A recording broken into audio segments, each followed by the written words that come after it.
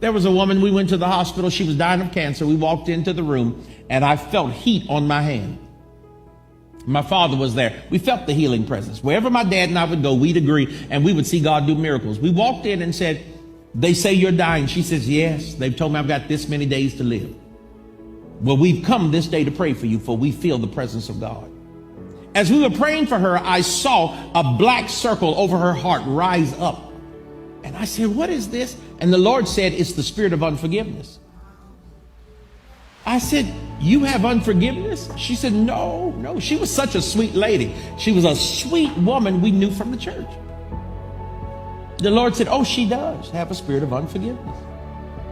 I said, I can't get past this. The Lord says you do. And as we're praying again the second time, the Lord says, it's her ex-husband. I said, the Lord says it's your ex-husband. She's laying there dying. She said, oh, that no good blankety blank, blank, blank, blank. Oh, and she just, so our eyes are like, what the heck just happened? This sister manifested. And so we look at her and we said, well, the Lord says you have to forgive him. He'll heal you, but you need to forgive him. Laying on her deathbed, she looked in my father's face and said, then I'd rather die. I'd rather die. She said, I will never forgive him. He doesn't deserve it. And I'd rather go to heaven and tell God I'm sorry than ever let him hear I forgave him.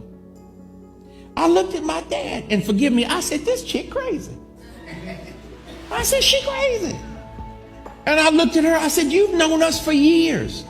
Do not do this. Your son needs you to live. Your 14-year-old is outside crying for you, and we feel the power of God. And she said, I'm sorry. I love my boy, but I just can't forgive him.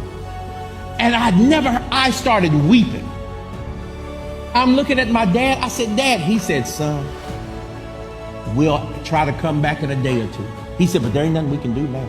And so we told, her whole family was there. They're all weeping. So we said, talk to her. They were talking to her. 2 days later, she sent word, please don't come back. Please don't come back and pray. I'm not going to do it.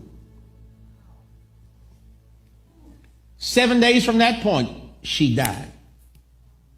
And the son said, I'll never forget the son said, he said, why did Mama? I said, I don't know.